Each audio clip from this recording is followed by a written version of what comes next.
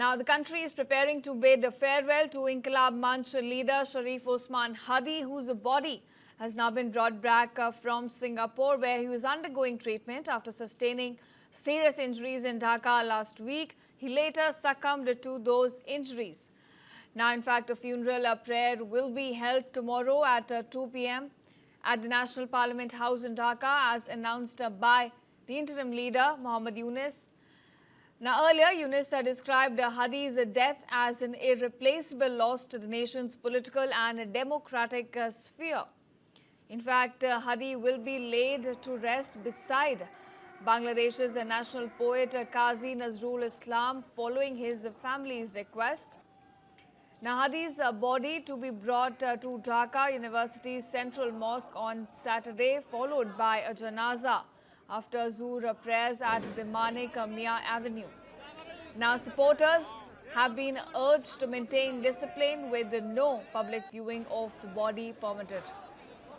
Meanwhile, Inqilab Moncho, also known as the Platform for Revolution, has appealed to its followers to refrain from violence after several buildings were torched overnight across the country, and despite the appeal, protests continue, with demonstrators blocking a highway in Gazipur, north of Dhaka, demanding that those responsible for Hadi's killing be brought to justice. Remember, visuals on your screen showing you the fallout ever since Hadi's death announcement was made by Yunus.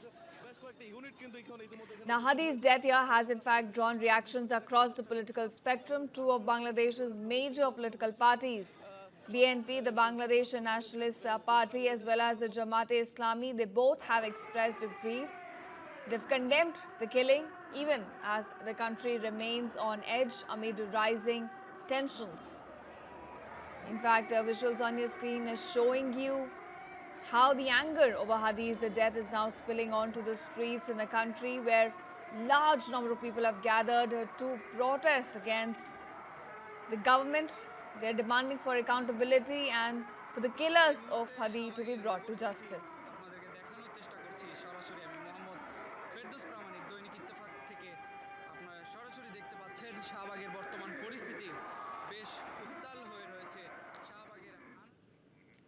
Meanwhile, Bangladesh's leading daily Prathamolo is now resuming operations today after temporarily suspending all services on Friday due to a severe arson attack and vandalism that took place at its Dhaka's office. Now, viewers, following the attacks in the night of December 18th by a mob during a violent unrest in the capital, the newspaper here announced that it could not publish its Friday print edition and that online operations were also down. This was the first time, in fact, in its 27-year history that the newspaper had to halt its operations. Now, the attack, which also affected the nearby office of the Daily Star, has been widely condemned as an attack on press freedom in the country. Prathamalo executive editor Sajjad Sharif called it the darkest night for journalism in Bangladesh and a direct assault on the freedom of speech and the news media in the country.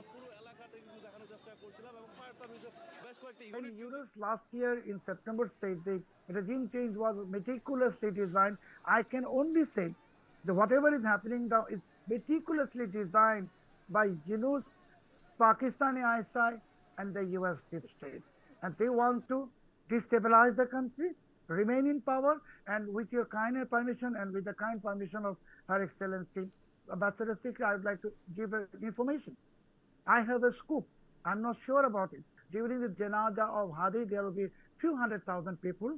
And on that day, at that time, these students are going to declare this regime as revolutionary government and declare Yunus as the supreme leader. I hope it's not becoming true. It don't become reality, but I'm afraid they are moving towards that direction. Now, viewers, earlier on the broadcast, Bangladesh's former Education Minister Mohibul Hasan Chaudhry said that anti-Bangladesh elements have always existed within the system. He claimed that nearly 20% of the population, in fact, opposed the creation of the country in 1971 and said that these elements were managed for years, but this time they were aided by the West as well as Muhammad Yunus. We have always known that these elements exist. You see, it's a country of 170 million people. Government's capacity is not as great as, let's say, Bangladesh's neighboring countries. Government security capacity, intelligence capacity is quite limited. So, having known that these elements exist in our society, you've got to understand that 20% of our people in 1970 voted against creation of Bangladesh in the last election that was held under Pakistan's leadership. So, of course, elements from that time would exist in our system. We were successful in managing them for 15 years. Now, of course, there is a limit to how much you can regulate, monitor, and crush the system. But unfortunately, this time they were, for the first time, they were assisted by the West because they had agents which appeared liberal. They had people like Mr. Yunus, who in the West will wine and dine with the Westerners, supporting LGBTQ rights, whilst cozying up with the extremist at home. So this is the first time that they have found someone who is like them, and yet who is able to oust a political government in the country with the help of extremists.